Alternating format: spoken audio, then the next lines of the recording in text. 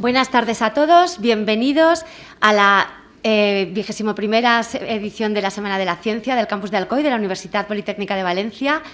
La verdad es que Clara y yo estamos súper contentas de ver la cantidad de gente que os habéis animado a una charla de divulgación sobre el campo de las matemáticas. Porque yo como matemática, no sé si le pasará a Clara, pero a veces no causamos ni levantamos demasiadas pasiones, ¿no? Entonces, me alegro... Eso es. Me alegro que estéis aquí para compartir pues, esta tarde con nosotros. Para mí es un honor presentar a Clara Grima, una divulgadora científica del campo de las matemáticas, que para mí es la excelencia de las ciencias y sobre todo poder contar con una personalidad como ella, que se dedica a dar charlas por todas partes, además de investigar. Entonces, ahora, además de presentárosla en persona, que aquí la tenéis, voy a leer un pequeño currículum sobre ella y, desde luego pasaremos a disfrutar ya de su conferencia. Deciros que después de la conferencia, como todos sabéis de todas las veces que habéis participado en estas jornadas, abriremos un turno de preguntas, levantaréis la mano y os pasamos el micrófono pues, para que Clara os oiga bien y así podremos disfrutar también de ese tú a tú pues, con una experta en su campo. Yo, de verdad, Clara, darte las gracias por haber aceptado la invitación del Campus de Alcoy a estar con nosotros en nuestra Semana de la Ciencia, que de verdad que es un honor y un privilegio. Bueno, pues qué deciros, ¿no? La invitada de hoy es doña Clara Grima, doctora en Matemáticas y profesora titular del Departamento de Matemática Aplicada de la Universidad de Sevilla. Desde 2011 compagina la universidad con la divulgación. Como divulgadora ha publicado docenas de artículos de divulgación científica en prensa a través del diario.es, Jotdown 3, tecnoexplora.com, en Xplora, así como en la plataforma de divulgación científica Naucas. Sus libros de divulgación han sido traducidos al francés, italiano, checo, húngaro, coreano, chino, entre otros idiomas. Fue colaboradora habitual en el programa de televisión española IFESIT de divulgación científica Órbita Laica y del podcast cultural Los Tres Chanchitos. En 2018, junto con un equipo multidisciplinar de divulgadores científicos, descubre una nueva forma geométrica denominada escutoide, publicada en la revista Nature Communications. Según explica la misma Clara Grima, aunque ahora nos lo puede decir ella mejor, el objeto se descubrió mirando no a los ojos, sino a las glándulas salivales de la mosca de la fruta y teniendo en cuenta los diagramas de Voronoi. Es miembro del jurado de los premios Princesa de Asturias de Investigación Científica y Tecnológica desde 2018. Fue incluida en la lista Forbes de las 22 personas que cambiarán el año 2022. Casio la eligió como una de las 3 científicas españolas que aparecerán en sus calculadoras junto a Ángela Ruiz Robles y Margarita Salas.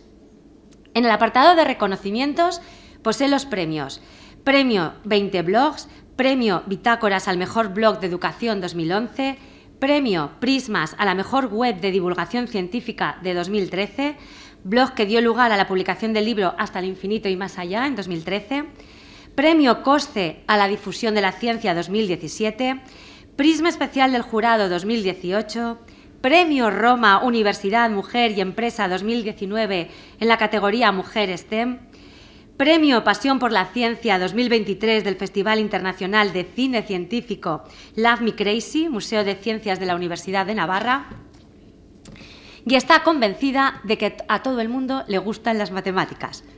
Y si no, está dispuesta a demostrarlo. Todas sus coordenadas las podéis encontrar en claragrima.com. Pues ante todo esto, ¿no? Evidentemente comprendéis el privilegio de poder contar con esta divulgadora. Su conferencia se titula Matemáticas y Evolución Humana. Nos explicará cómo las matemáticas nos pueden entender o ayudar a entender la evolución humana y cómo las matemáticas han copiado a la naturaleza para resolver problemas cotidianos. Muchas gracias, Clara. Un placer poder contar contigo y vamos a disfrutar de este momento. Pues muchas gracias, Lucía, y muchas gracias, Vicente, que no lo veo ahora. Vicente, ¿dónde está? Ah, que está allí. Por invitarme a Alcoy, y tengo que confesar que es la primera vez que vengo a Alcoy, pero que no va a ser la última, porque quiero venir a los moros y cristianos y porque quiero ver esta ciudad tranquilita, no que el pobre Vicente me ha hecho ahí un tour corriendo, porque esta semana la tenía yo un poquillo apretada de viajes y tal. Y la verdad es que estoy un poquito nerviosa, porque yo he salido de aquí hace, no sé, 20 minutos, estaba la sala vacía, y he pensado, mira que si no viene nadie a verme. Y luego, cuando he vuelto y la he visto tan llena, digo, que han venido mucha gente a verme. Así que nada, voy a intentar hacer que lo pasemos un ratito bien con las matemáticas, porque como ha dicho Lucía, y es verdad que lo pienso, yo creo que es verdad que a todo el mundo le gustan las matemáticas, y lo digo absolutamente en serio. Lo que pasa es que hay gente que no lo sabe. Y lo digo en serio, porque yo he dado, o sea, yo soy más mayor de lo que parezco porque me cuido mucho, pero, no, en serio, pero yo llevo divulgando, pues empecé en 2011, o sea, llevo 13 años divulgando, no son tantos para una persona de 53, o sea, que llevo poco tiempo. Y desde que empecé a divulgar sí que he notado eso, ¿no? Que, o sea, yo antes de tener a mis hijos, a Salvador y Ventura, yo no divulgaba, o sea, voy a bajarme esto un poco porque retumba, ¿no? ¿Aquí mejor? Sí. Sí. Pues como decía, yo antes de que nacieran mis hijos, yo no hablaba de matemáticas con nadie, o sea, me encantaban las matemáticas son mi pasión para mí, y lo digo absolutamente en serio, es la obra humana más bonita que hay, son las matemáticas, o sea, es la poesía de coger los razonamientos lógicos y hacer ahí una orfebrería y demostrar cosas, o sea, es que me parece de una sensualidad y de una belleza inmensa, pero yo no hablaba de eso con nadie, porque como, hola, perdona, es que soy doctora, ¿cómo te voy a contar lo que yo hago si no te vas a enterar, no? Bueno, no era así de imbécil, o sí lo era, pero quiero decir que, ¿por qué te voy a contar mis cosas, no? Hasta que no nacieron mis hijos y, bueno, no voy a contar la historia porque si no, no llego a la evolución, contando la evolución. Pero desde que me dedico a la divulgación, por culpa o gracias a mis hijos, he estado en muchos foros, en muchos sitios dando charlas, no solo en universidades o en colegios o en institutos, sino en la cárcel, en el hogar del pensionista, para niños hospitalizados. En algunos de estos foros, en la cárcel iba a dar la charla y me iba. Alguna vez no lo tenía muy claro, digo, aquí me voy a quedar. Que he estado en sitios muy, ¿cómo se puede decir? Sobre todo en centros de secundaria y de primaria, de zonas que ahora se le llaman de muy difícil desempeño, que son zonas muy chungas, para que nos entendamos, donde hay una agresividad contra las matemáticas muchas veces, no solo en esas, en los colegios de Odipago también, pero en ambientes donde había mucha gente con una actitud muy reacia a disfrutar de una charla de matemáticas. Y cuando tú sobre todo más que odio es miedo. Tienen miedo a no entender. Entonces mucha gente te dice, es que no lo voy a entender, no me lo cuentes. Pero cuando yo consigo romper esa barrera, cuando lo consigo, y lo consigo siempre porque soy muy hartible, la gente cuando entiende algo, por pequeñito que sea, su reacción siempre es sonreír. O sea, nadie ha dicho, venga, lo entiendo, esto es una porquería, ¿no? Pues vayamos, no. Todo el mundo cuando ha llegado a entenderlo, ha sonreído. Incluso estos adolescentes que muchas veces están enfadados con la humanidad, yo he tenido uno hasta hace poco, ha crecido, no que se haya muerto el chiquillo, pero ha evolucionado, hablando de evolución, que intentan no sonreír para no demostrarte que les ha gustado lo que les acaba de contar. Incluso estos niños sonríen, porque las matemáticas son la obra más, ya lo digo, más bella que ha hecho el ser humano, y entender algo de matemática, un razonamiento lógico, es algo muy bonito y muy poderoso. Voy a hablar de matemáticas y por eso digo que a todo el mundo le gustan las matemáticas, que no sabía por qué estaba contando eso. Yo al final no cuento la charla, ya veréis. Cuando me invitó Vicente, otra vez lo he perdido de vista, pues me dijo que venía María Martinón, que no sé si la conocen. María Martinón es la directora del Centro Nacional de Investigación en Evolución Humana, del CENIE, en Burgos, ¿no? Trabaja en Atopuerca, y le recomiendo muchísimo, que no ha podido venir María Martinón, pero venía ella, que es la directora del Museo de la Evolución Humana, y por eso digo, bueno, pues como viene María, pues que ella hable de evolución y yo hablo de matemáticas de la evolución. Al final María no ha venido, y entonces alguien puede decir, ¿y tú por qué vas a hablar de evolución humana? ¿Eres experta? Y digo, no, era porque venía María, pero ya que lo he puesto, pues vamos a hablar de evolución humana. También es verdad que cuando voy a empezar con la charla, voy a hablar de evolución humana a pesar de lo que Darwin, el señor Charles Darwin, decía de los matemáticos, que decía esto: un matemático es un ciego en una habitación oscura buscando un gato negro que no está allí. Esa es una frase de Darwin, con cariño para todos los matemáticos, y es una frase que, bueno, que es anecdótica, que él no entendía las matemáticas, y como que no les hacía falta las matemáticas, y evidentemente todas las teorías, incluida la suya, al final cuando son teorías de verdad serias y se tienen en cuenta es cuando tiene detrás un modelo matemático que las afianza. Pero también, aparte de la cosa anecdótica de que Darwin dijéramos que estábamos todos locos perdidos y que no nos entendía nadie, es una actitud que también me duele mucho algunas veces con algunos compañeros científicos de otras ciencias, que dicen, no, que a vosotros no es que nos entiendan, pero aquí, ya le digo yo a todos, que una teoría científica no es una teoría científica hasta que no tiene un modelo matemático que la respalde. Y la evolución también lo tiene. ¿Qué tienen que ver las matemáticas con la evolución? Bueno, pues yo podría empezar diciendo que cuando el hombre evoluciona, cuando el humano, no el hombre, cuando el ser humano evoluciona, las mujeres también evolucionamos, ya me estaba viniendo arriba. Cuando el ser humano evoluciona, se supone que la evolución final es las matemáticas, o sea, porque de hecho somos los únicos animales que hacen matemáticas, y porque de hecho, si están pendientes de las noticias con la inteligencia artificial creativa, que están todo el rato hablando de la inteligencia artificial, pues la inteligencia artificial ya ha copiado a los músicos, ¿sí? De hecho han compuesto temas que son indistinguibles de los autores que lo compusieron. Pinta, sí, de hecho ya puede pintar cosas indistinguibles, si las dejáramos, ¿no?, por derecho de autor, de los propios autores. Escriben, hacen crónicas de periodismo. ¿Qué es lo que todavía la inteligencia artificial no hace muy bien? Matemáticas. O sea, todavía no es capaz de resolver bien los problemas matemáticos. Y eso es, al final, darnos la razón a mí y a los que pensamos como yo, que lo más humano que hacemos es matemáticas. Es lo que no nos puede copiar una máquina. Puede copiarnos haciendo música, haciendo pintura, haciendo escritura, pero no es capaz de copiar el cerebro matemático, el cerebro humano haciendo matemáticas. Entonces la evolución final, ¿no?, o sea, el último paso final, lo que nos hace civilización inteligente es poder desarrollar matemáticas. Y de hecho, siempre hemos pensado que la forma que vamos a tener un problema muy interesante, en el que mucha gente está trabajando, es si llegamos a contactar con otra civilización, que yo apuesto mucho que la hay, lo que pasa que no sé si alguna vez vamos a conseguir contactar con ellos, si llegamos a encontrar vida inteligente, ¿cómo nos vamos a comunicar con ellos? ¿No? Porque hay una película, por ejemplo, que se llama La llamada es... Bueno, La llamada es, ¿no? Es muy interesante el problema, y hay lingüistas y hay mucha gente trabajando en cuando nos encontremos con una civilización inteligente, cómo vamos a hablar con ellos, ¿no? Cómo vamos a comunicarnos con ellos. Y mucha gente muy lista piensa que lo haremos con matemáticas, porque las matemáticas es una cuestión que sale de forma natural. Y en 1974, desde un radiotelescopio que estaba en Chile, no sé, en Sudamérica, no recuerdo en qué país, que estaba porque ya se ha roto, el año pasado o el anterior lo apagaron, porque se había roto, pues desde un radiotelescopio de Sudamérica se mandó un mensaje al espacio, un mensaje en el que estuvieron trabajando, no sé cómo fue, sería claro, por radio, era un radiotelescopio, mandaron un mensaje al espacio intentando comunicarse por si alguien recibía ese mensaje con vida inteligente. ¿Vale? Estaba Carl Sagan, estaba mucha gente muy lista haciendo el mensaje. El mensaje que mandaron fue ese. ¿Qué tiene ese mensaje?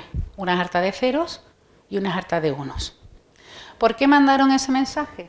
Porque ellos dijeron, si hay vida inteligente, y si un ser que es inteligente, una vida inteligente, recibe esa jarta de números, lo primero que va a hacer es contarlo, ¿no? Y eso pues se va a dar cuenta de que ahí hay 1679 números, entre unos y ceros, ¿vale?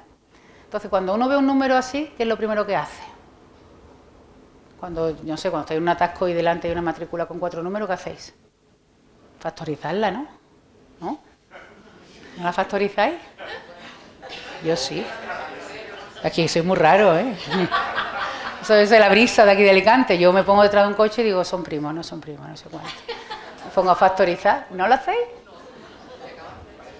A veces sí, ¿a que sí? Además, tú eres matemático. Pues ¿sabes lo que hago yo? Que ya no, porque ya han pasado, bueno, todavía siguen existiendo los coches MCD y MCM en la matrícula, entonces es máximo común divisor, mínimo común múltiplo, y yo, como soy un poco imbécil, pues lo que hago es coger el número de 4 cifras, lo divido en dos números de 2 cifras, calculo el máximo común divisor o el mínimo común múltiplo, y luego me pitan: ¡señora! Que se ha puesto en verde hace una hora. Bueno, pues lo normal. Una vida inteligente sabe que todos los números se factorizan en números primos. Eso no sé si se acuerdan del colegio, y si no, pues ya se lo digo yo, que la factorización en números primos es como el ADN del número, porque cada número tiene una factorización en números primos que es única, que se puede poner, dividir. Y lo que harían los extraterrestres es decir, bueno, sí, claro, extraterrestre, vida inteligente, es decir, bueno, vamos a factorizar, ¿no? Porque una mente inteligente lo que tiene que hacer es factorizar. Y cuando lo intente factorizar en dos números primos, pues verán que la única factorización posible es 73 por 23. Un número primo, por si alguien no se acuerda, es un número que solo se puede dividir por él mismo y por el 1.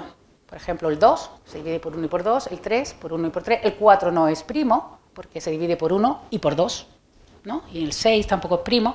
Esos dos números son primos. Y cualquier número se puede factorizar, como digo, como un número de primo. Entonces, lo que pensaron esta gente allí en Arecibo, dijeron: vamos a mandarlo, que esta gente, cuando vean que son 1679, lo primero que van a tener, le van a entrar unos nervios, y eso como se factoriza en primos.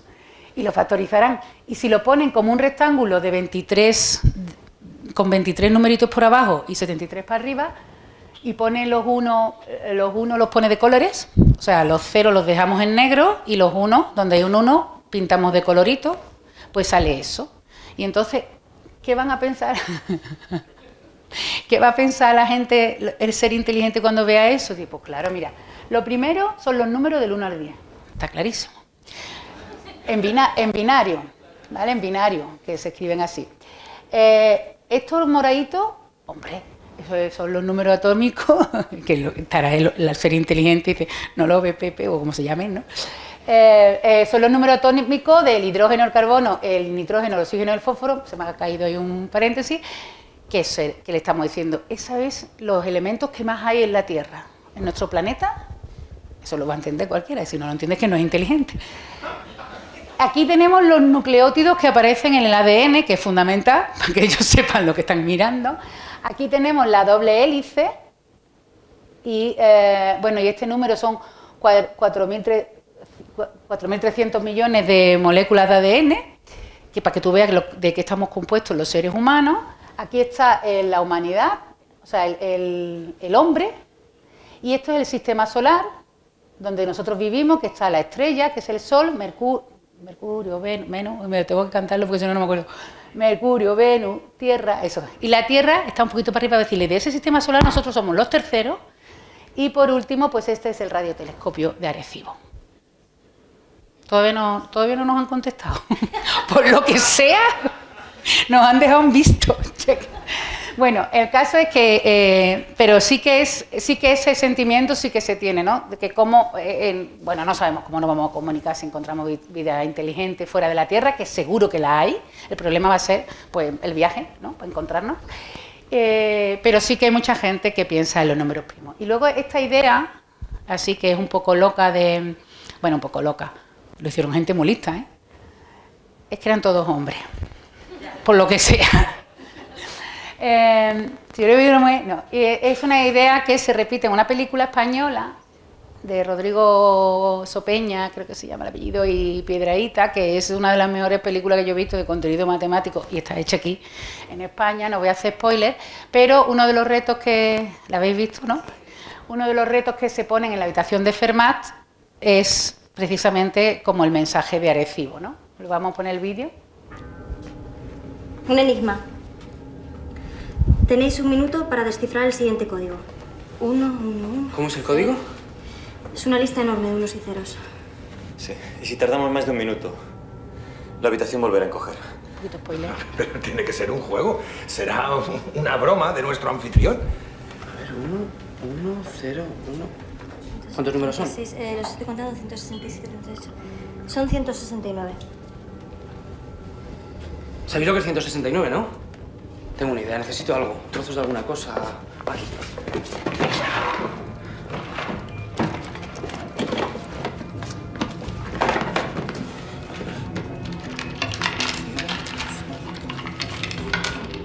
¡Lo tengo! 169 tenía que ser 13 por 13, las coordenadas de un cuadrado. Los unos y los ceros forman el dibujo de una cara, ¿veis?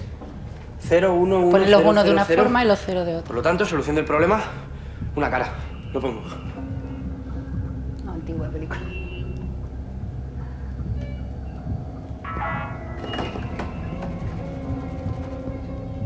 No se para. Es que no es una cara. Es una calavera. Bueno, voy a saltarlo para no hacer demasiado spoiler. ¿Vale? Esa es la idea de que lo que dice, claro, 169. Cuando veáis un número, lo que tiene que hacer es factorizarlo en primo. Es lo que para demostrar que soy ser inteligente. Ahora, en serio, ¿qué tiene que ver? Bueno, eso no es también en serio, ¿no? Se entiende que la evolución de un ser es llegar a hacer matemáticas, ¿no? O entendemos que los seres son inteligentes y son capaces de dominar las matemáticas, los números primos y tal. ¿Pero qué tienen que ver las matemáticas con la evolución? Pues como yo decía al principio, cualquier teoría científica, cualquier cosa que sea científica, cualquier modelo científico, si no lleva respaldada unas matemáticas, normalmente no se le llega a considerar científico. Y en las matemáticas tienen modelos que pueden explicar la evolución. ¿Vale? Pues por ejemplo, la evolución, básicamente, cómo funciona la evolución humana, funciona con básicamente, esto es una simplificación, ¿no? Porque es una charla de divulgación, con tres procesos, ¿no? El primer proceso es que se repliquen los seres humanos o los seres que estamos evolucionando, pues tú tienes un ser, por lo que sea, y haces una réplica y tienes dos. ¿Vale? Ese es uno de los modelos. El modelo de replicación depende de cuánto se repliquen, porque puede que uno se convierta en otro, que uno se convierta en dos, se replique de dos en dos, entonces sería exponencial. Todos esos modelos, o sea, la forma en que nos replicamos, cuántos seres obtenemos cuando replicamos, es un modelo matemático. Que yo no voy a entrar en esos modelos porque son modelos de ecuaciones diferenciales y el jueves por la tarde. No. Y no son, pero que hay un modelo matemático que lo replica. Otro de los procesos es el de la mutación, ¿no? Que tú tienes que se dan durante la evolución de una especie o de cualquier tipo de organismo.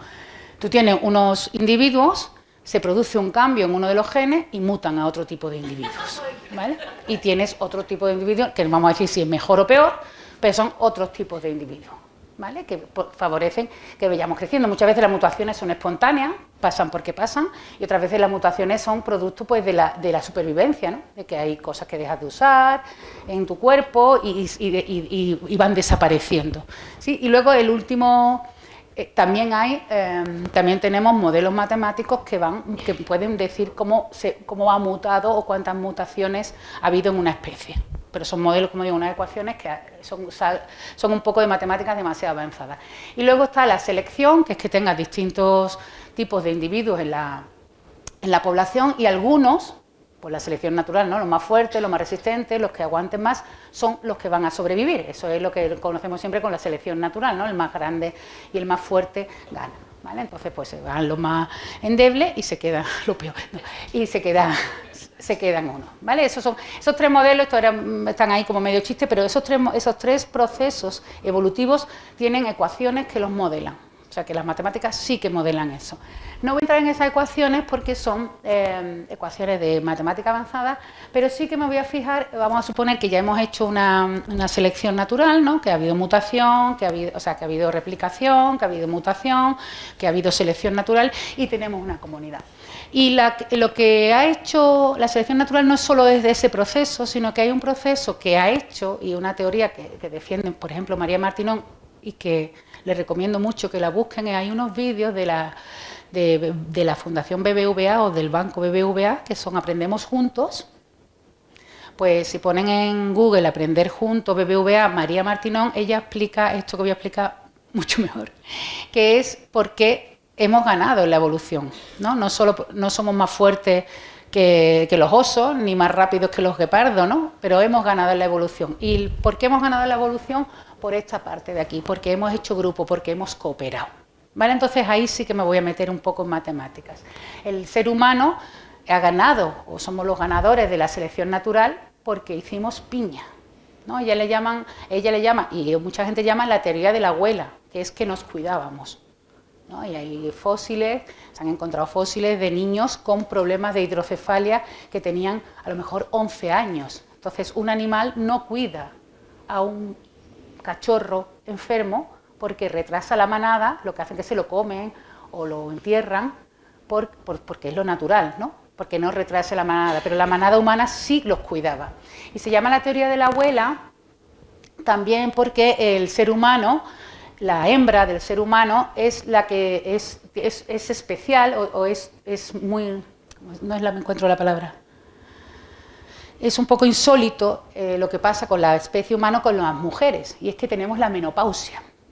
Y la menopausia es muy larga, ¿no? Mientras que las hembras de otras especies se mueren justo cuando, o sea, son fértiles hasta que se mueren, ¿no? Entonces, solo sirven para reproducirse.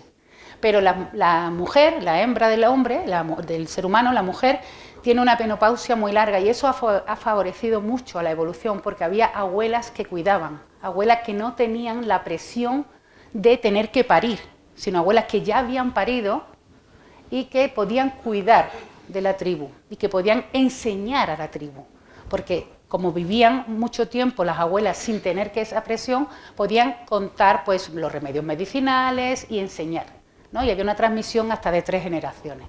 O sea, esa es la teoría de la abuela y de por qué hemos ganado la evolución, porque nos cuidamos los unos a los otros, porque colaboramos con nosotros, porque teníamos abuelas que no tenían que parir, que estaban ya menopáusicas, que por nuestra nuestra menopausia larga en la vida. Y entonces me voy a fijar en esto y vamos a hablar de este tipo de objetos matemáticos que a mí me gustan mucho, que se llaman grafos, ¿vale? Y para entender la matemática de los grafos no hay que saber lo que es un número primo, no hay que saber matemáticas. O sea, yo le enseño teoría de grafos a los niños hasta de infantil 5 años, porque son unas matemáticas que son muy poderosas, pero que están hechas con puntos y rayas, y que lo que se necesita para entenderlas es lógica e intuición, y eso lo tenemos todo, ¿vale? Bueno, pues grafos. Yo es que al final todo me lo llevo a grafos, porque se explica todo muy bien con grafos y porque son muy potentes, y creo que les voy a convencer de esto. De hecho, hay muchos trabajos, este es de Nature, donde en función del grafo, o sea, no lo he dicho, un grafo, podemos pensar, esto es una comunidad muy chiquitita, donde hay personas, ¿no?, diversas, y cada puntito sería una persona, y los que están unidos con rayitas son los que son amigos y se conocen, ¿no? Esa es la colaboración, la cooperación.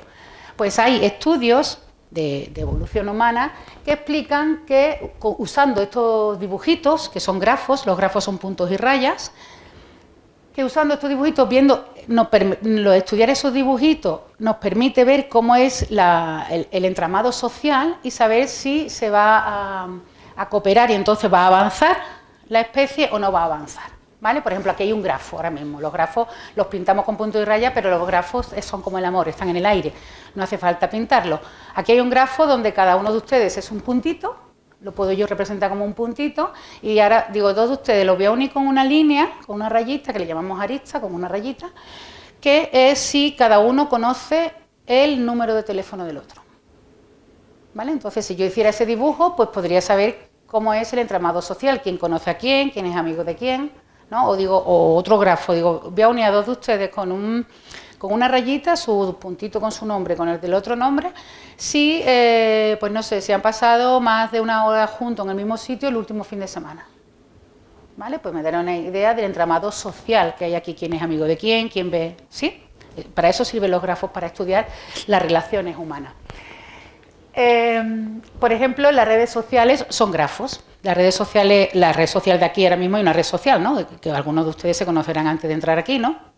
Eso era la red social. Y luego están las redes sociales virtuales, que tienen muchas cosas peligrosas, pero tienen muchas cosas buenas. Y una de las cosas buenas que tienen las redes sociales es que a los matemáticos nos dan muchos datos para analizar, pues eso, el comportamiento social, ¿vale? Y como algunas veces con buenas intenciones, casi siempre, y algunos con malas, que también vamos a hablar. Entonces, no sé si conocen Facebook o Instagram. Es una red social donde podemos pensar en Facebook, por ejemplo, donde cada usuario de Facebook es un punto y dos usuarios de Facebook están unidos con una línea si son amigos en Facebook. ¿Vale? No tienen Facebook, no sé si tienen Facebook. Los más jóvenes, ¿sabéis lo que es Facebook? Le preguntáis al abuelo cuando llegué. Yo tengo Facebook. ¿Vale? Instagram igual, es lo que unimos con personas, o sea, con dos personas las unimos con una rayita si se conoce cada uno el Instagram del otro. Eso también es una red social. De hecho, una red social es la más peligrosa. Pero la más peligrosa del mundo. Porque ahí no hay nadie externo controlando los bulos. Lo sé por mis padres. Porque mis padres en la pandemia, mis padres son analfabetos, no han ido al colegio, ninguno de los dos, han pasado más hambre que un caracol en un espejo de la posguerra y no fueron al colegio. Y le llegaba cada bulo sobre la pandemia, cuando estaban encerrados como dos ratas los pobres. Y digo, esta red sí que es peligrosa, porque si alguien lanza un bulo en Twitter, en Instagram, en Facebook, todavía hay gente externa que puede decir, ¡hey! No sirve para nada, pero bueno, pues tú lo dices, que eso es mentira, pero Instagram es la más peligrosa, porque es una red... WhatsApp. Esa es la más peligrosa. O sea, yo le revisaba a mis hijos el WhatsApp y a mis padres, sobre todo a mis padres, porque como tú no tengas, y mis padres no lo tienen desafortunadamente, criterio para saber contrastar una noticia, pues te puede hundir. Y de eso vamos a hablar también un poco ahora. Vale, bueno, pues Facebook e Instagram son redes sociales que se pueden pintar con grafos, cada usuario es un puntito y uno con rayitas, los que tengan el WhatsApp en común o los que tengan el Facebook en común. Y las redes como Instagram no son con flechitas, perdón, no son con rayitas, son con flechitas, porque no sé si conocen Instagram, pero en Instagram yo puedo, por ejemplo, si esta soy yo, puedo seguir a alguien, yo la sigo a ella en Instagram, pero ella no me sigue a mí. No es como Facebook, que si somos amigas para siempre. ¿No? Y yo, si tengo su WhatsApp, ella tiene que tener el mío, ¿vale? Pero en Instagram no, yo puedo que siga una persona que no me siga, y la red que acaba de salir ahora mismo, que le recomiendo muchísimo, que es mi super favorita ahora mismo, es Blue Sky, que es una red donde tú puedes seguir a alguien, o sea, leer lo que escribe alguien, pero ese alguien no lee lo que escribes tú porque no te sigue. Eso, aunque son flechitas, también son grafos, se llaman grafos dirigidos, y analizar este tipo de redes nos sirve para entender el comportamiento humano. Y hablando de evolución, bueno, sí, esto era la publicidad, se me había olvidado un momento de publicidad. Si quieren saber más de grafos, ahí está mi libro. Bueno, y aparte de mi libro, que es lo más bonito del mundo mundial, todos los dibujos chulos que están saliendo son de Raquel García Oldemolins, que es una ilustradora, una artista catalana, que es la que colabora conmigo, y que nosotros siempre decimos que lo nuestro empezó como un chiste, empezó en Twitter, que era una red que había antes muy chula, y aunque empezó como un chiste, ¿no? Nos conocimos en Twitter y van una andaluza y una catalana y se hacen un blog de matemáticas para niños. Bueno, pues como decía, vamos a utilizar los grafos para hablar de evolución, pero no de evolución humana, como uno se entiende, pero sí también de una evolución humana, de la evolución de las opiniones. ¿Vale? Vamos a ver cómo con un grafo se pueden entender cosas que vemos a nuestro alrededor, sobre todo ahora mismo en esta época que nos ha tocado vivir de bulos y de falsas noticias falsas, que muchas veces decimos, la gente es tonta, ¿no? Cuando vemos ciertos comportamientos, y no es verdad. La gente no es tonta. O somos todos tontos. O sea, la gente es tan tonta como nosotros, la gente es tan imbécil como nosotros, la gente toma decisiones que nosotros no entendemos por lo que os voy a explicar, ¿vale? Que es lo que se llama el espejismo de la mayoría. Entonces vamos a ver cómo evolucionan las opiniones, y lo que tenemos aquí, lo que os voy a explicar, es un efecto que se da en todas las redes sociales. En todas las redes sociales significa, en todas las redes sociales, Facebook, Instagram, Blue Sky y todo esto, y en las redes sociales también en un pueblo, en un instituto, en una universidad, en todas las redes sociales, ¿no? Lo voy a explicar, se llama espejismo de la mayoría, y este fenómeno lo describieron un grupo de investigación liderado por una investigadora, Cristina Lerman, en 2016, para explicar lo que estaba pasando, cómo se hacían virales los contenidos, por qué se hacían virales contenidos que eran falsos y cómo se conseguía convencer a mucha gente de un contenido que era absolutamente falso. Y claro, como decía, lo hace primero con redes sociales, porque en la vida real no tenemos datos de quién es amigo de quién. ¿Sí? O sea, yo no sé de quién es amigo esta señora, ni esta señora. De hecho, ese grafo sí que no lo conocemos. Yo no sé quién es amigo de quién en la vida real. No podemos saber quién es amigo de quién. Bueno, una vecina de mi madre sí. Seguro que os conoce a todos. Nadie sabe quién conoce a quién, pero las redes sociales, Facebook, Twitter, eso sí, eso nos dan datos y nos permite comprobar que eso sí ocurre.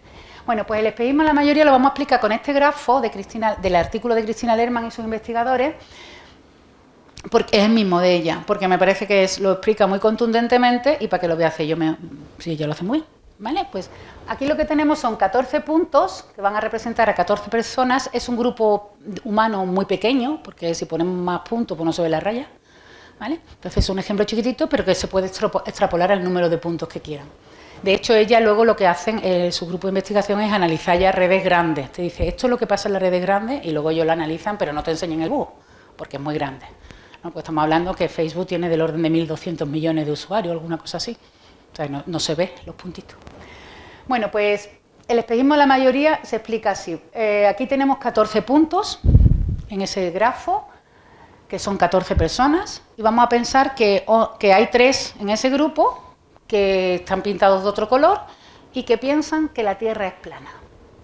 Por lo que sea, no han cogido un libro de ciencia en su vida, o no se han montado un avión, lo que sea.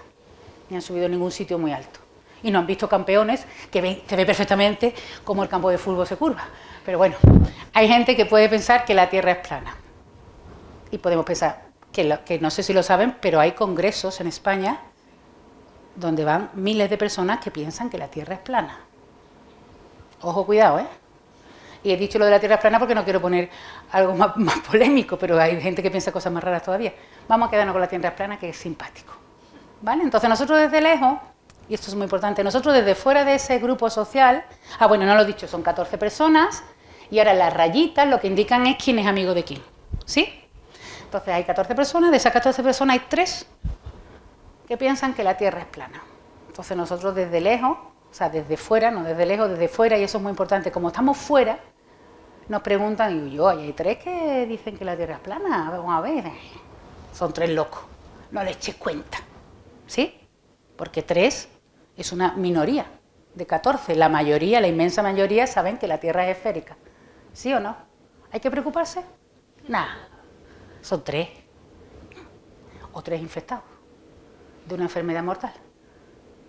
Son 3. ¿Vale? Es que eso es más dramático. Vamos a pensar lo de la Tierra plana, que me estoy poniendo nerviosa. ¿Vale? Hay tres eso. Entonces nosotros desde fuera nos preguntan, ¿qué cree la mayoría o qué piensa la mayoría sobre la esfericidad de la Tierra?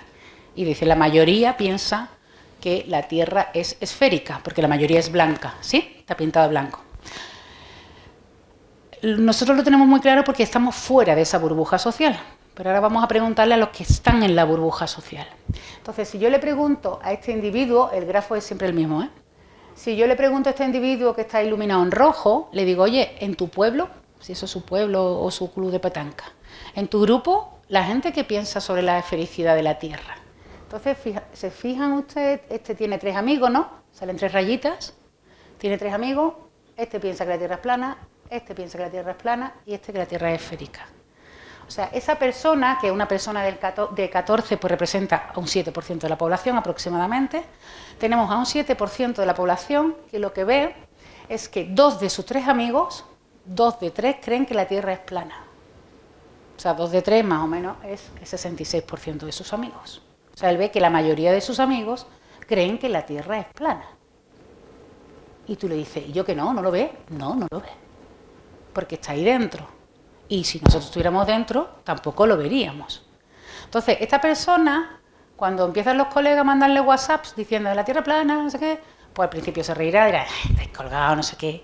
Luego mandará artículos científicos que no se leen y tal, y empezará, que no, hombre, que la Tierra, hombre, no. Pero llega un momento que estás contra el 66% de tus colegas, es muy cansado. Porque todos queremos ser parte del grupo, porque esto es lo que nos ha traído aquí, sentirnos parte del grupo. Entonces, todo el rato peleando con la gente, muy cansado. Entonces llega un momento que nos callamos y puede ocurrir que empecemos a dudar. Oye, pues si todo el mundo piensa que la Tierra es plana, a ver si que es plana. ¿No? Podría ocurrir. ¿Sí? Bueno, pues si nos fijamos en estos dos, que son aproximadamente un 14% de la población, y nos miramos sus amigos, vamos a mirar, los dos tienen la misma proporción, Este tiene 2 amigos, uno piensa que la Tierra es plana, el otro no. O sea, que esta gente lo que percibe es que el 50% de sus amigos, hay un 14% de la población que percibe que la mitad de sus amigos creen que la Tierra es plana. No es la mayoría, pero también es mentira. Tú dices, ¿tu pueblo qué dice la gente de la Tierra? Y dice, pues mitad y mitad. Tú dices, no, hombre, la mayoría piensa que es plana. Y dice, no, mitad y mitad. Y no lo puedes convencer. Y entonces lo mismo, o sea, está todo el rato discutiendo con la mitad de tus amigos, pues llega un momento que te cansa, puede llegar un momento en que tú empieces a dudar y puede llegar un momento en que cambies de opinión. Si seguimos avanzando, nos fijamos en estos 3, pues que representan un 21% de la población. Vamos a fijarnos en este, por ejemplo, tiene 4 amigos, terraplanista, terraplanista, terraplanista y sensato. ¿Vale? O sea, tiene 3 de 4 amigos piensan que la Tierra es plana, o sea que hay un 21% de la población que percibe que el 75% de sus amigos creen que la Tierra es plana. Y está otra vez contra el 75% del grupo. Tú puedes ser muy independiente y tener el ego, más ego que Pérez Reverte, pero llega un momento que dices, es que yo no quiero ser el raro del grupo, ¿vale? Es que no, ¿por qué tengo yo que ser el raro del grupo? Entonces, a lo mejor tú sabes que la Tierra es esférica, pero te callas y dejas que ellos vayan difundiendo el mensaje, porque tú te callas, que es lo que no hay que hacer nunca, callarse. Y por último, estos 5 que nos faltan por analizar, que representan aproximadamente un 36% de la población. ¿Qué porcentaje de amigos suyos son terraplanistas? Hago una pausa dramática para que lo penséis y porque tengo sed. ¿Qué porcentaje de amigos suyos son terraplanistas? Todos, el 100%. Todos sus amigos son terraplanistas.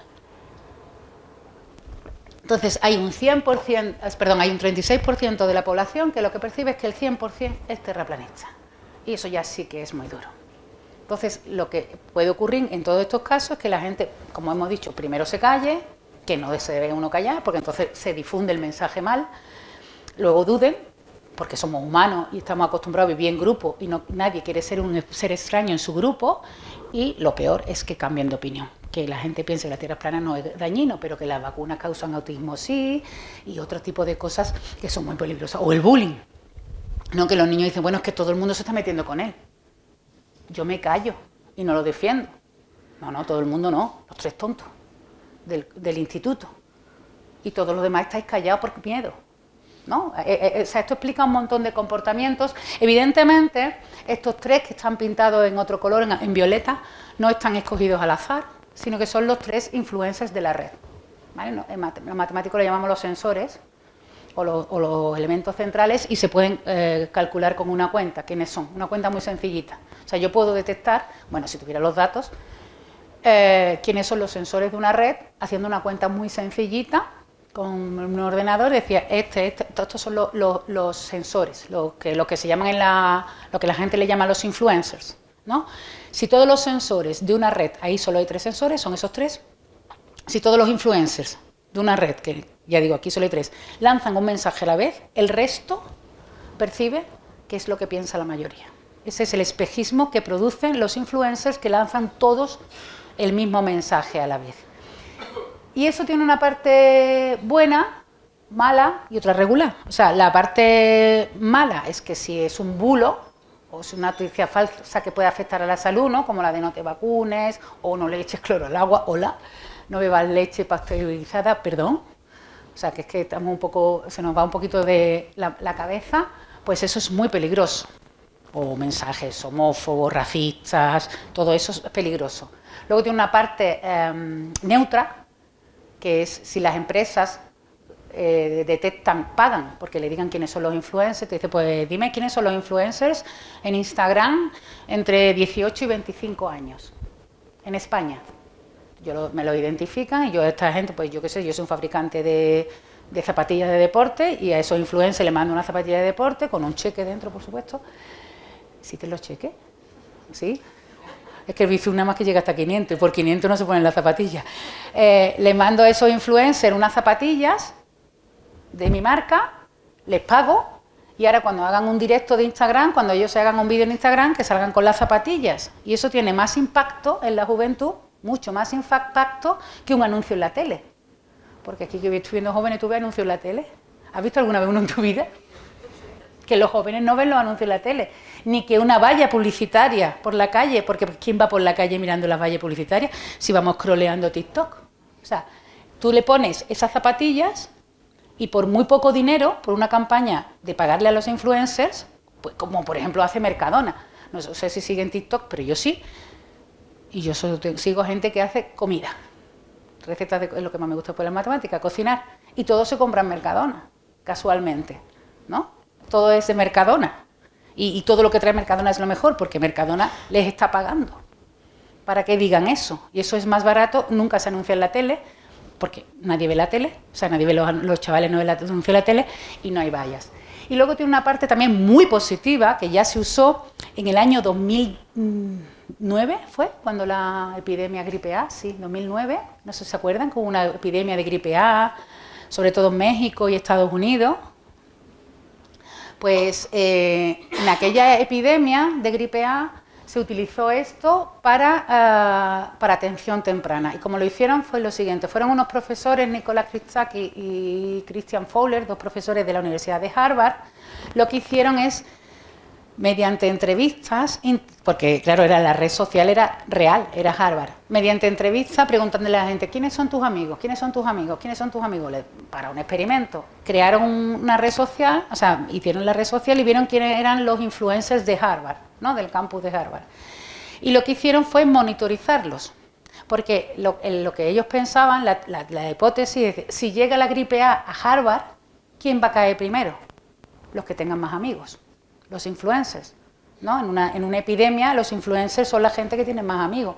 En la COVID los influencers eran los enfermeros, los profesores y la gente que trabajaba en supermercados, bueno, los enfermeros, los médicos, los limpiadores, la gente que trabajaba en hospitales, la gente que trabajaba en colegios y la gente que nos daba de comer, bueno, que nos daba de comer, que nos vendía la comida, ¿no? Esos son los influencers. Entonces, monitorizaron a los influencers del campus de Harvard y es verdad que los que cogieron la gripe A, no todos se pusieron malos, pero los que cogieron la gripe A lo cogieron 14 días antes que un no influencer que se puso malo con la gripe A. ¿Y eso para qué sirve? Pues para detectar que va a llegar la enfermedad y poner pues medidas de contención, vacunas si las hay, confinamiento, cuarentena, o sea que tiene unos usos también muy buenos. Pero también tiene el uso este que les he dicho es peligroso. Y a mí el uso que más me gusta es el de la empatía, porque muchas veces cuando vemos que otros grupos humanos a los que no pertenecemos hacen cosas, toman decisiones, es muy fácil desde nuestro grupo humano decir la gente es tonta, la gente es imbécil, ¿no?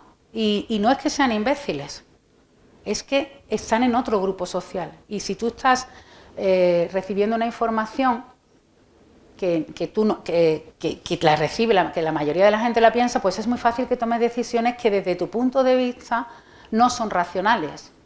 De hecho, eso pasa, por ejemplo, con los movimientos antivacunas, que están todos en los países muy desarrollados y que los antivacunas en países muy desarrollados son gente de un nivel intelectual muy alto. Y tú dices, ¿qué pasa aquí? ¿No? Entonces, la gente no vacuna porque es idiota. No, la gente no es idiota. Aquí idiotas somos todos. Lo que pasa es que porque si fuera ser antivacuna sinónimo de idiota, es que no hay idiotas en Burkina Faso. Porque en Burkina Faso no hay antivacunas. En Burkina Faso hacen colas de horas. Se pegan los niños en la cola de la vacuna para que los vacunen a unos antes que otros. A lo mejor no tiene que ver con ser inteligente, significa con el entorno social. De hecho, en un entorno como España, que está muy bien vacunada, que hemos tenido y tenemos todavía, la tenemos todavía, a pesar de todo, una buena sanidad pública, vacunar podría parecer tonto, porque si estamos todos demás vacunados, ¿por qué voy a vacunar yo a mi niño? ¿Están estos vacunados? O sea, es una decisión hasta racional. Mi niño no se puede poner malo porque estáis todos vacunados. Y es verdad. Lo que pasa es que si lo hacen muchos, al final caemos todos. Bueno, pues esto es un poco lo que ha pasado, no sé, por si se están viendo las noticias. Lo voy a decir, está en inglés, no me ha dado tiempo de traducirlo, porque acaba de salir lo que por ejemplo, lo que ha hecho controlar el espejismo de la mayoría, es un poco lo que ha hecho Elon Musk, que no sé si saben quién es el dueño de Twitter, bueno, ya no se llama Twitter, ahora se llama X, es manipular el algoritmo para que se cree un espejismo de la mayoría, para que la gente piense que Trump, que él iba con Trump, y todos los mensajes de Trump eran los buenos. Y bueno, no sé si eso ha tenido que ver en la... Eso lo ha hecho.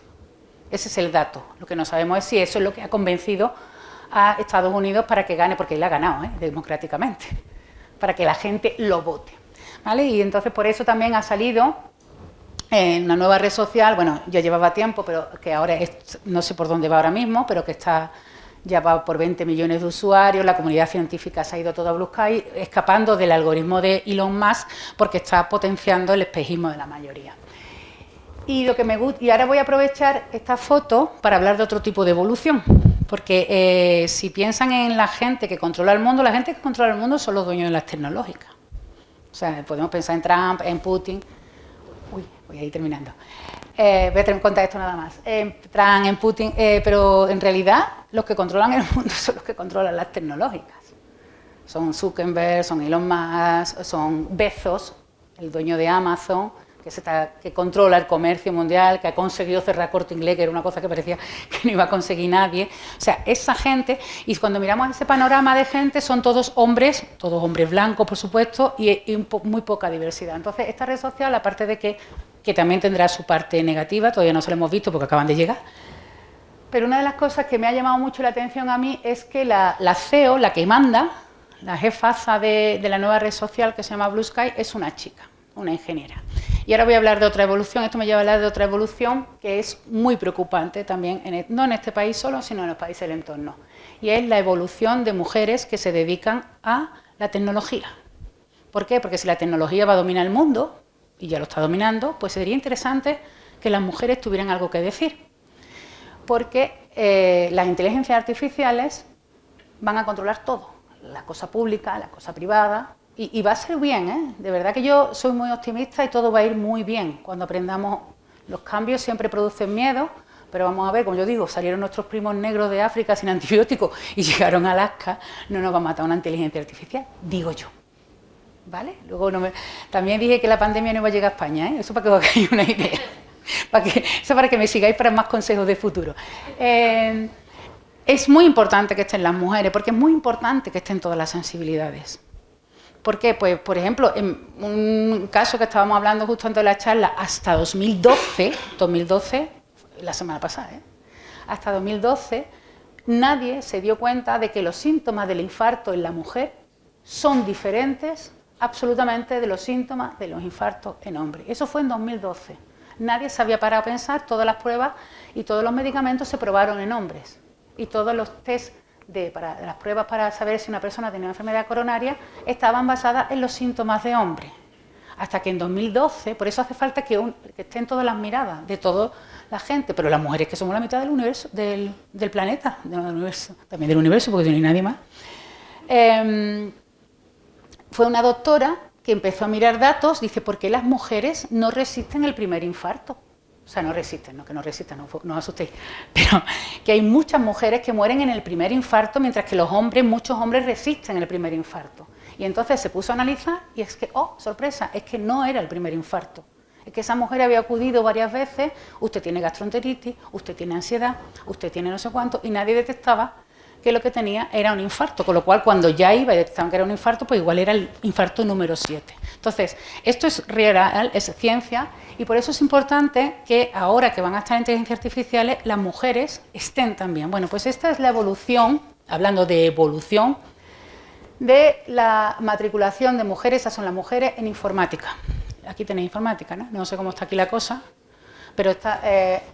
hay un piquito aquí alrededor un piquito chiquitito, alrededor del 2003-2004, cuando empieza la revolución digital, pero cuando digamos estalla, y por ahí se mantienen todavía por debajo del 18% de las mujeres estudian informática.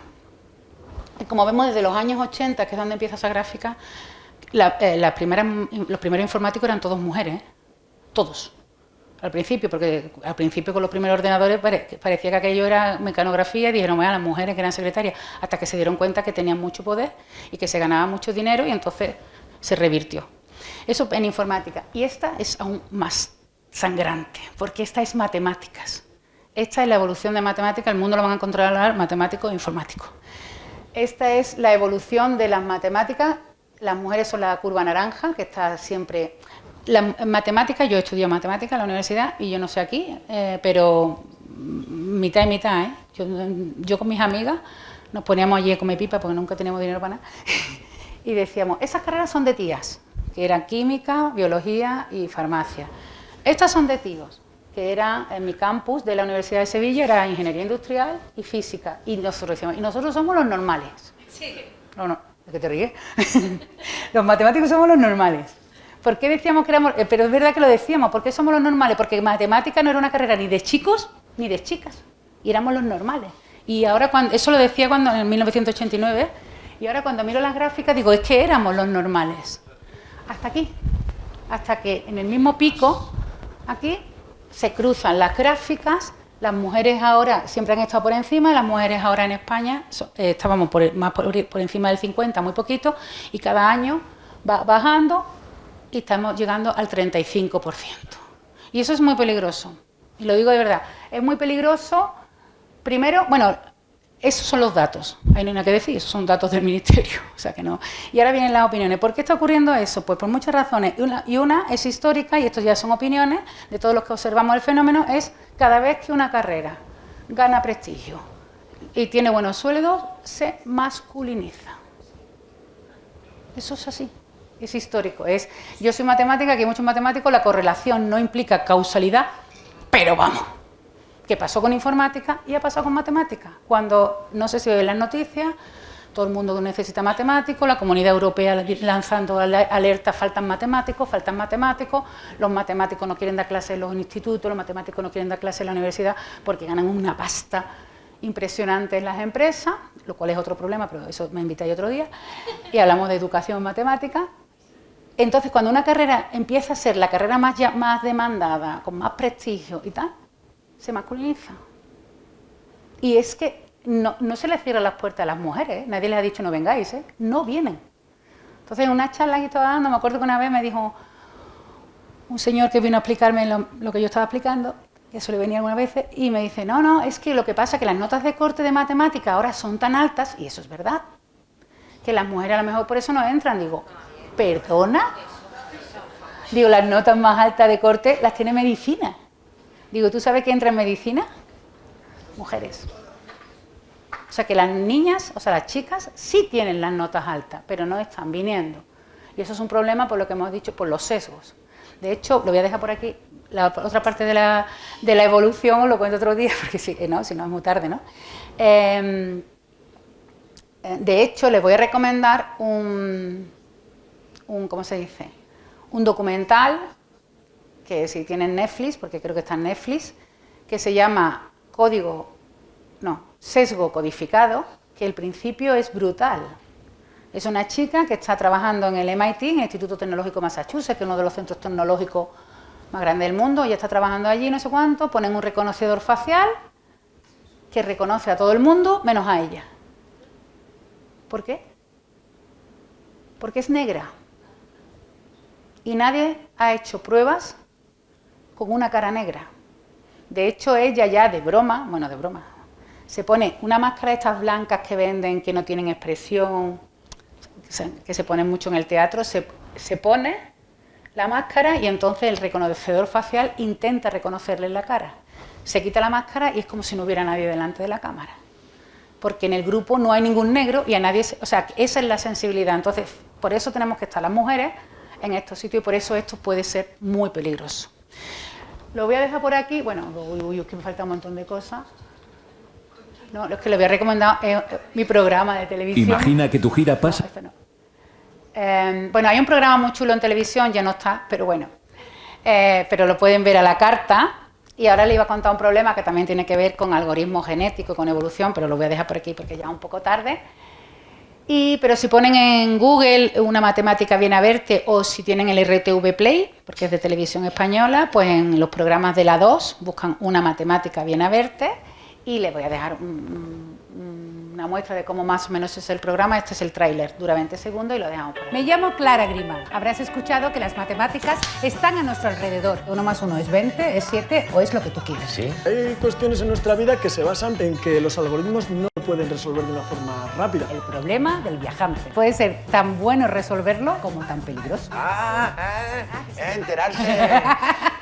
Bueno, pues una matemática viene a verte, os iba a contar un poco de qué va este programa y hay 10 programas muy cortitos, son de 25 minutos, para que vean que de verdad les gustan las matemáticas. Supongo que ya lo sabían porque si no estuvieran aquí, y lo voy a dejar por aquí porque me he alargado más de la cuenta y me invitáis el año que viene, ¿vale? Gracias.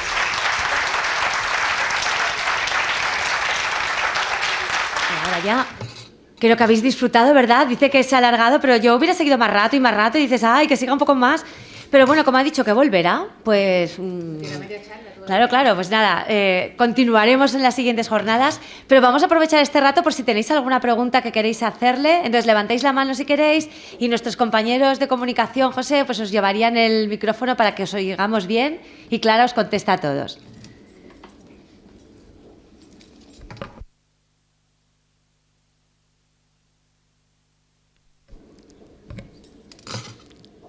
¿No tenéis ninguna cuestión? Seguro que sí. Mira, allí atrás hay una.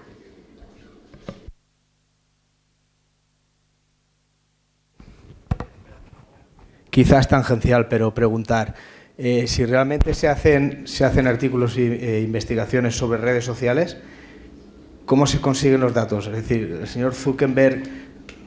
Pagando mucho. ¿Sí? Sí. O sea, no sé qué tipo de datos da, porque yo una vez, como yo trabajo en grafos... ¿Dónde estoy sonando? ¿Aquí? Sí. Hola. Como nosotros, mi grupo de investigación trabajamos en grafos, alguna vez hemos intentado comprar datos y era carísimo. No sé qué tipo de datos da. Vamos, carísimo significa que una universidad pública española no tiene dinero para pagar esos datos, pero pagando. Tiene acceso a los datos. Lo que no sé es, con la protección de datos, qué tipo de datos te darán. O sea, te darán pero vamos a ver, si te señalan un usuario, lo que te dicen es, este usuario es el que tiene más interacciones y tal, pero no te dice qué interacciones están. O sea, no sé no sé quién es el que más seguidores tiene en Instagram, si es Ronaldo o quién es, o Rosalía, yo qué sé, no, tampoco estoy muy puesta ahora mismo en eso. Pero qué tipo de datos te dan, pues te darán que los seguidores que tienen, cosa que es pública, y a lo mejor una cosa que no es pública, pero que no compromete la privacidad del usuario en cuestión, es cuántas iteraciones tienes. O sea, la gráfica esta que podemos ver todos los usuarios de quien te repostea y todo esto, pues que la den, pero pagando muchísimo, porque una vez lo intentamos para hacer investigación y nosotros no teníamos dinero para pagar eso.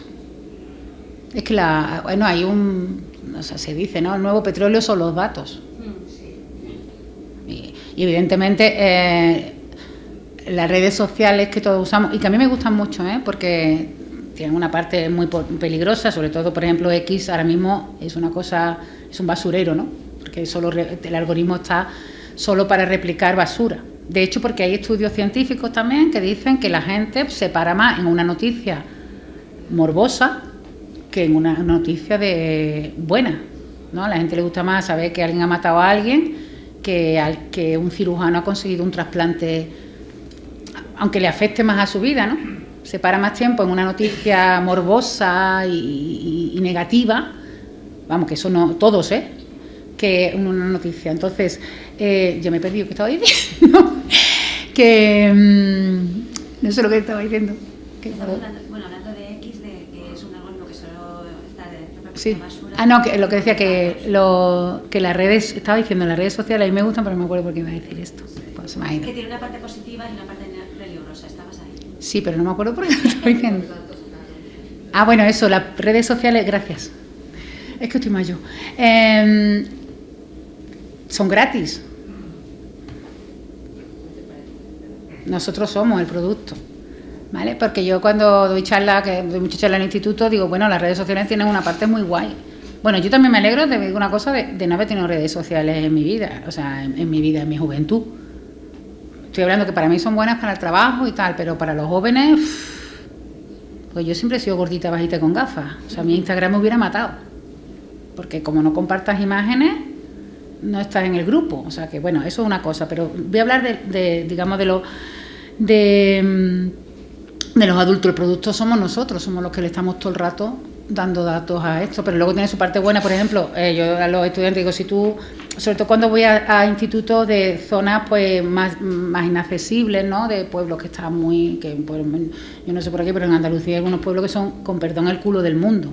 para los chavales, ¿no? Porque no tienen medio de comunicación. Digo, si tú eres creativo, si te gusta la música, si te gusta escribir, si te gusta, pues no sé, diseñar pendientes o trajes de flamenca, pues te pones una red social y tal y te promocionas. O sea, eso es una parte muy positiva. Es una publicidad gratis que antes no teníamos.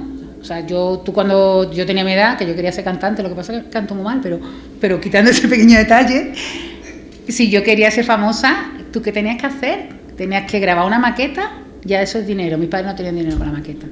Luego conseguí grabar una maqueta en condiciones y ahora llevarla a una radio local, que alguien la escuchara, o sea, que yo era imposible. Mientras que ahora tenemos ya ejemplos de artistas que han salido de YouTube.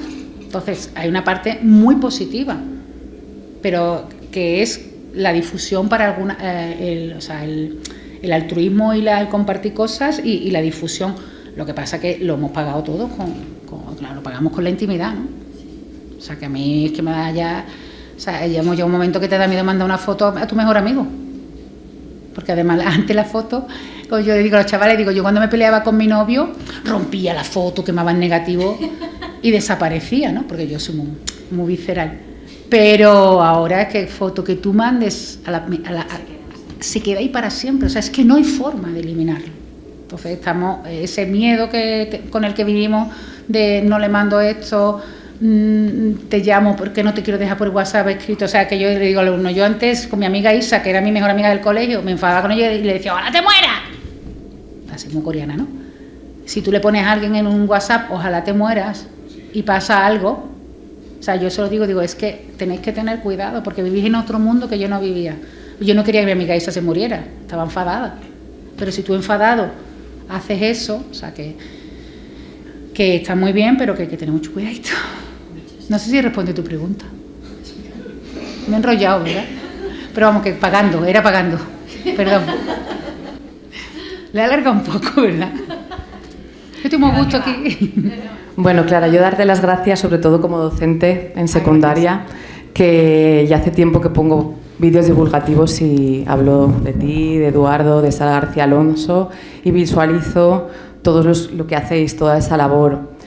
Y preguntarte un poco porque yo vivo la losa, me vienen los estudiantes de 14 vas a ser la peor, o sea, eres la de matemáticas. Y yo las amo igual que tú, o sea, sí. Para mí es una fiesta dar clase. Pero nos pesa el contenido, nos pesa la burocracia, o sea... Lo de la burocracia es horrible. ¿Por qué no leo tus libros, los de grafos? ¿Por qué tiene que ser tan aburrido la primaria, llegar tan hartos? O sea, ¿qué sentido tiene ya ciertas cosas? Nada, ninguno. Vale, entonces, tenemos yo creo que nos pesa por eso, porque en algún momento, en la época industrial, tenía sentido memorizar, pero ya no. O sea, la computadora... Si ya está la cuántica, no está el ordenador cuántico, ¿qué narices hacemos haciendo divisiones de 3 cifras? ¿Vale? Entonces, no sé, a quién al final, pues eso, abogar un poco a que tiene que haber una revolución. Bueno, y ahora la IA nos va a pegar un palazo que vamos a flipar. Bueno, la IA, es que en matemáticas se están enseñando como en el siglo XIX. ¿eh? Claro, por eso te digo que... Como en el siglo XIX, pero no siempre, porque hay métodos muy buenos y tal.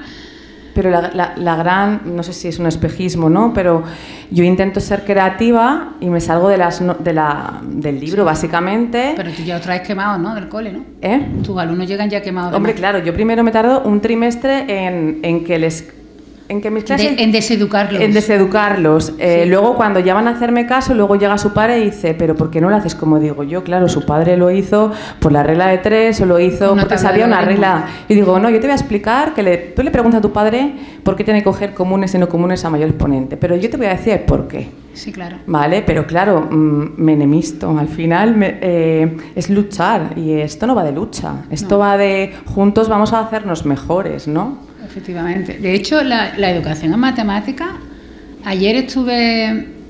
¿Hoy qué es? ¿Jueves? Sí, 21. Entonces esto es el COI, ¿no? Ayer estuve con la secretaria de Estado en un evento que casualmente coincidimos y salió este tema también, porque era sobre mujer y ciencia, ¿no? Sobre qué está pasando. Porque en matemáticas no es que no estemos... O sea, dicen, no conseguimos levantar informática, no conseguimos levantar ingeniería industrial.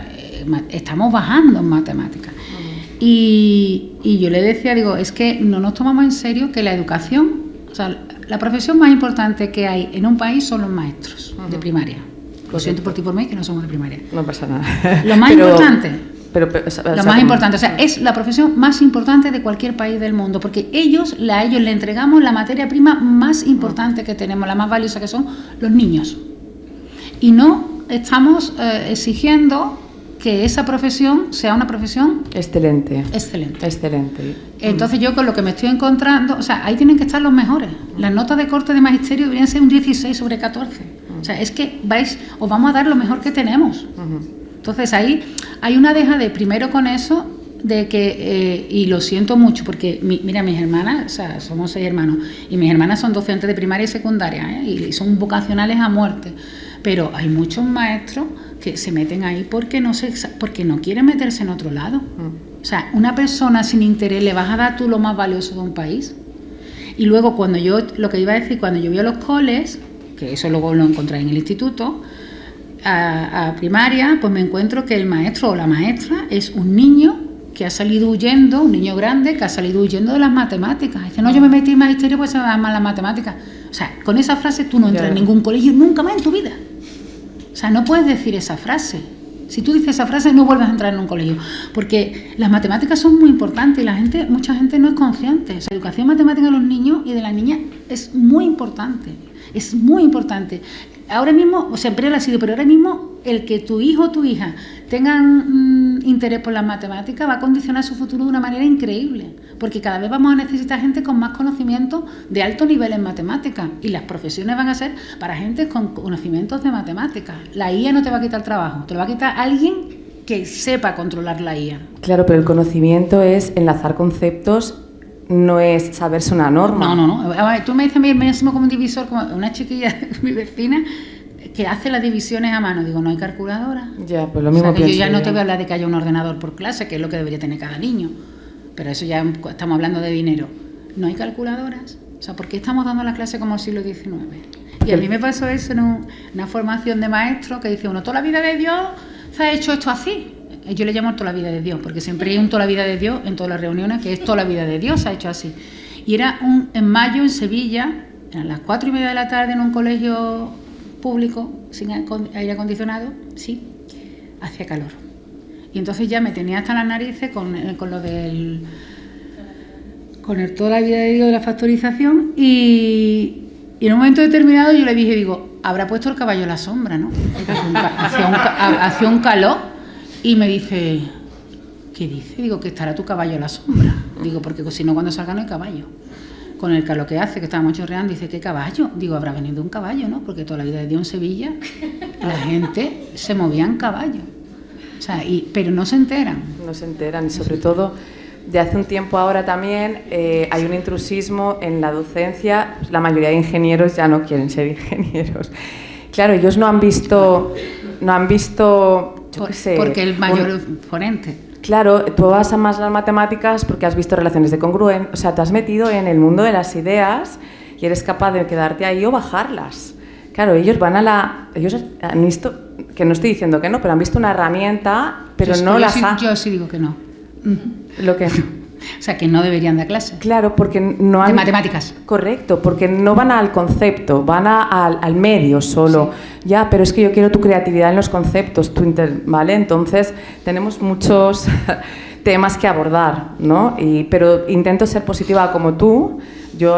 Y creo que siempre hay alguien, ¿no?, en un instituto que pone que gracias a las redes sociales, pues tenemos a gente como ti y Laura Toral, bueno, mucha gente que hace una labor y que sepáis que los alumnos os ven en las aulas. Muchas gracias. Eso es lo que estaba diciendo antes, que no me quería parar para acabar la charla, que es un problema.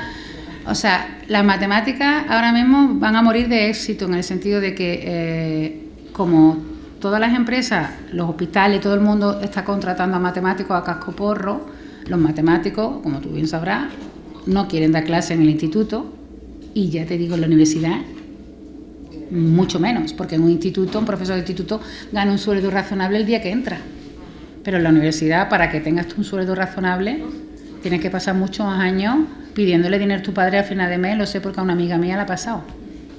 ¿vale? Porque la estabilidad en la universidad es muy larga y tienes que tener unos padres que te apoyen y tal, porque si no, tal. Entonces, ¿qué está pasando? Pues lo que tú dices, que los matemáticos no entran a clase y están entrando a clase un ingeniero todavía, arquitecto y gente que ni les gustan las matemáticas, con lo cual el problema de la secundaria, o sea, de la primaria, se extiende a la secundaria. Y el problema es que como no se hace bien, ¿qué ocurre con los niños y las niñas cuando voy a secundaria? ¿Tú qué vas a estudiar? Algo que no tenga matemáticas. Algo que no tenga matemáticas. No es que no vaya a estudiar la carrera de matemáticas, es que no va a estudiar biología, ni química, ni ingeniería, ni informática, ni economía. Y me encantan las humanidades. Yo quería ser filósofa, lo que pasa es que era pobre, estudié matemáticas y tenía más salida. Literal, así fue. Luego me encantó matemáticas, porque además se parece mucho a la filosofía. Pero yo quería ser filósofa porque yo quería ser escritora y porque me encantan las humanidades. Pero no, vamos a ver, no seamos tontos, no seamos... las mejores profesiones van a querer gente que sepa ciencia, las que van a tener más remuneradas y también ética, porque de hecho ahora mismo hay una reivindicación de la ética, porque la inteligencia artificial necesita ética, la ingeniería genética necesita ética, o sea que es el tiempo, hemos hecho un mundo tan nuevo, tan diferente al que teníamos, que ahora nos tenemos que volver a sentar y decir, bueno, y con toda esta potencia, ¿qué se hace? ¿No? Pero con el problema de la educación, volviendo al de antes, tanto a nivel de primaria y secundaria, es un problema muy grave. Porque si faltan matemáticos, los vamos a contratar. En 2019 la Comunidad Europea, al final, lo que pasa es que luego pasó lo más grande y se olvidó, pasó desapercibido. En 2019 la Comunidad Europea lanzaba como una alerta: no hay matemáticos en Europa suficientes, necesitamos matemáticos. ¿De dónde los sacamos? O sea, no puedes hacer más facultades de matemáticas porque no hay profesores para matemáticas. Entonces, ¿de dónde lo vamos a sacar? Pues te lo voy a decir yo, de Corea del Sur, de India y de Singapur y de los países que sí se toman en serio la educación en matemáticas. Y entonces, muy bien, yo a favor, porque yo quitaría todas las fronteras. Pero si ellos trabajan en los puestos de inteligencia artificial y matemáticas, nuestros niños ¿en qué trabajan? ¿De camareros? O sea, que es que no apostar fuerte por la educación de las matemáticas de nuestros niños es condenarlo a la exclusión laboral. Porque es que, eso lo dice mucho Nerea Luis, que es experta en inteligencia artificial. La inteligencia artificial no te va a quitar el trabajo, te lo va a quitar alguien que sepa más matemáticas que tú. Entonces, pero los niños, cuando son pequeños, ellos no tienen la capacidad de saber eso. Tienen que ser las administraciones las que se den cuenta de que tienen que echar... Porque todo es dinero, ¿eh? Todo al final es invertir. Y es que el talento matemático que se pierde, yo me pongo mala, ¿eh? Porque voy y digo, a lo mejor aquí se está perdiendo un talento matemático que nadie se da cuenta. Porque la persona que lo tiene que detectar no está preparado para detectarlo. Y es tan absurdo como decir, imaginaos que hay ahí un pozo de petróleo. Y te digo, oye, ahí tienes un pozo... Bueno, a lo mejor petróleo no mejor es... Pero imaginaos que hay ahí un pozo de petróleo, ¿no? Y le digo al ayuntamiento, oye, hay un pozo de petróleo, sacarlo, ¿no? Que verá tu riqueza que va a llegar al COI. Y me dice, sí, hombre, ahora voy a construir un pozo con lo que cuesta. Ahora voy a contratar yo a gente profesional en sacar el petróleo. Déjalo ahí, que nos parecería absurdo, ¿no? Pues eso lo hacemos. Lo hacemos con el talento matemático. Y sobre todo con el matemático, con muchos talentos, ¿eh? No los detectamos, los niños se pierden y perdemos una cosa muy valiosa. Con otros talentos, ¿qué pasa? Que si tú detectas que a tu hijo se le va bien la música, pues lo lleva al conservatorio por las tardes. Si tu niña juega bien al fútbol, pues la lleva a una escuela de fútbol. Si le gusta pintar, pues la lleva a una academia de pintura. Si a tu hijo le gusta la matemática, ¿qué haces tú con un niño que le gusta las matemáticas? Es que no hay ni extraescolares. Bueno, me callo que me estoy enrollando mucho, pero sí es un problema. Es un problema y que nadie le mete mano. También te digo, porque, claro, cambiarla... Ya me callo, lo último. Es que no es rentable electoralmente. Es que la educación no es rentable electoralmente, me cago en todo, con perdón, ni la ciencia, porque tú haces un puente y en los 4 años te da tiempo a cortarle la cintita. Pero si tú inviertes en educación, en matemática, en cambiar el modelo, a los 4 años no se nota. Tienes que dejar que pase unos años para que esa educación matemática, para tener gente excelente en matemáticas, que los coreanos no son mejores que los españoles en matemáticas porque van a Corea, que el talento no depende del código postal, depende de cómo se... Mira, eso es una cosa que se ve muy clara en España, es en las Olimpiadas Matemáticas. Todos los años ganan los catalanes. ¿Qué pasa? ¿En Cataluña hay algo en el aire? o hay de verdad interés por formar a los niños para la Olimpiada. Bueno, no los catalanes, ganan catalanes de otras comunidades, pero los catalanes siempre están primero, son niños catalanes. Y digo, ¿qué pasa? ¿Que allí el aire les da más talento matemático? No, que allí se lo toman más en serio e invierten más. Pues lo mismo que pasa en Corea. No es que allí el aire sea mejor para las matemáticas, sino que no se los toman en serio. Ya me callo. Buenas noches. Hola. Yo me quedaba al principio de la presentación del código binario. Sí. Y es el código binario en sí, como que lo hemos, entre comillas, creado nosotros por cómo funciona nuestra mente. Sí. Pero alguien externo que su mente funciona diferente por cómo se ha desarrollado a lo largo de milenios, siglos, tiempo y tiempo, ¿cómo es capaz de entender ese código binario? Bueno, el código binario es igual que el código decimal, solo que en lugar de 10 números tienes 2. Sí. ¿No? Entonces yo creo que sale un poco de forma natural. O sea, el código binario son ceros y unos. O sea, tú tienes que escribir todos los números con ceros y unos. Entonces el 0 con el 0, el 1 con el 1. Así se lo explico yo a los niños, que yo creo que es como de forma natural sale, ¿no? Y el siguiente número sería el 2. Pero yo no puedo escribir el 2 porque no tengo el número 2, ¿no? Entonces tengo que buscar el siguiente número que tú puedas escribir con esas dos cifras, que sería el 10.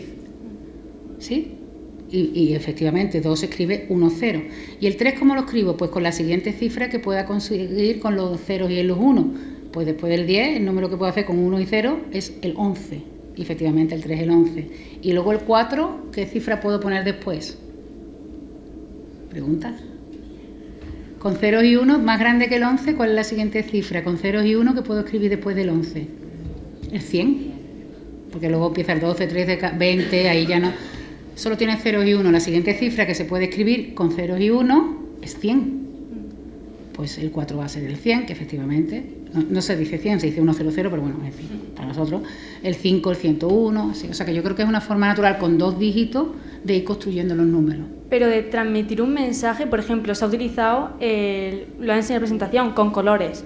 Bueno, eso de lo de los colores era para que se vieran más monos. Sí, pero claro, por ejemplo, en la Tierra propia hay muchas formas de ver un lenguaje. Por ejemplo, los animales no ven los mismos colores que un humano.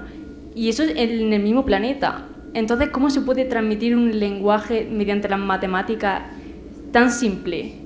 Pues no lo sé. De verdad que lo que estás contando tú es el gran problema de la comunicación que yo mencionaba al principio, que hay mucha gente trabajando, es cómo nos comunicamos. Ya no solo con extraterrestres, ¿no? Sino con la siguiente gente. Cuando esto se destruya, que lo estamos intentando, no estamos destruyendo el planeta se va a quedar aquí. Lo que no nos vamos a estar son nosotros. Si nos extinguimos, que lo estamos intentando muy fuerte, y viene otra generación, ¿cómo le dices que no toque los residuos nucleares? Porque a lo mejor una calavera no le da miedo, ¿no? Entonces ahí, eso que tú dices, que hay toda una rama de investigación si te interesa sobre eso, es cómo comunicarse, no se sabe, cómo le dices a alguien, no toques ahí que esto es un cementerio radiactivo, por ejemplo.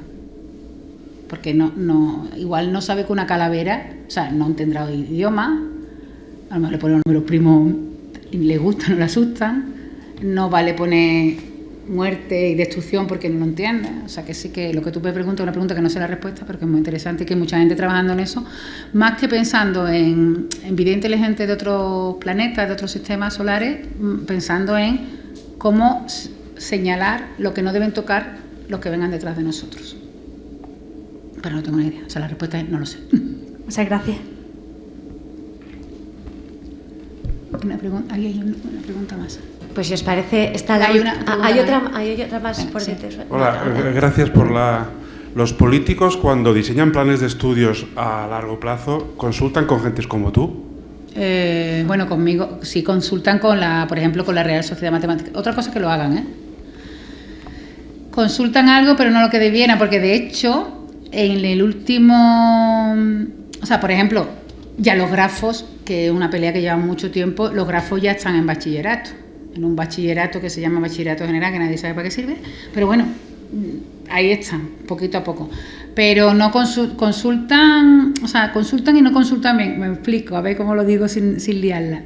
¿Esto se está grabando? Sí, ¿no? Hola. Que Para los planes de estudio magisterio, que hace poco, de ciencia de la educación, que salieron hace poco, han quitado las horas de matemáticas. ¿A quién han preguntado? A los directores y decanos de las escuelas de magisterio. No, preguntarle a los matemáticos. Porque el problema que tenemos es que dan pocas horas de matemáticas a los maestros. Eso no es culpa de ellos, ¿eh? O sea, si un estudiante sale de magisterio, prueba las oposiciones y llega a dar clase, eso no es culpa de él. No ha hackeado el sistema, lo ha hecho bien. Es el sistema, entonces se consulta, pero se consulta poco. Yo recuerdo que un presidente de la Real Sociedad Matemática Española hace unos años, Francisco Marcellán, en una comisión de educación que lo invitaron porque estaban preocupados porque es un problema, la educación en matemáticas. Y entonces una de las cosas que él proponía, que propone él después de haber reunido a la Real Sociedad Matemática Española en su comisión de educación y todo eso, era no entra nadie en magisterio si no ha hecho el bachillerato científico-tecnológico. Le cayó, vamos. Sí lo dijo. Le cayó lo más grande, digo, ni el bachillerato científico-tecnológico, una nota de miedo en todas las demás asignaturas y una entrevista personal, es lo que yo he dicho. Si son los trabajadores más importantes del mundo, tienen que tener la selección más dura del mundo.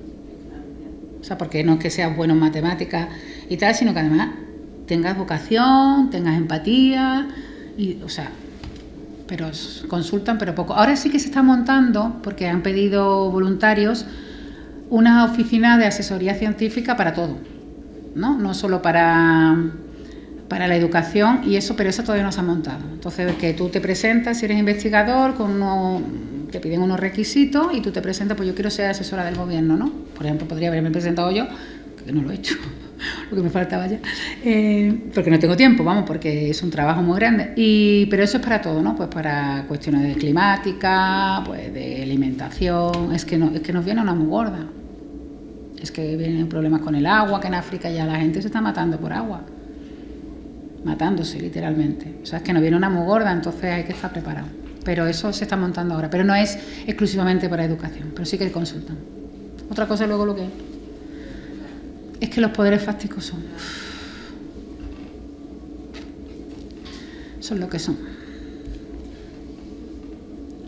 ¿No hay alguna pregunta más? La verdad es que la participación ha sido muy interesante, ¿eh? ¿Veis? O sea, los debates, ¿verdad?, que se hacen a posteriori también nos enriquecen un montón y todo lo que aportas. Pues nada, si no hay ninguna pregunta más, como son ya las 9, si os parece, vamos a dejar aquí esta sesión.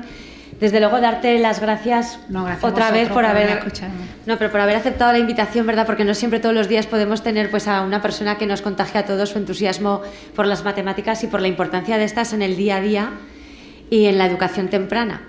Entonces, Clara, pues ha sido un placer.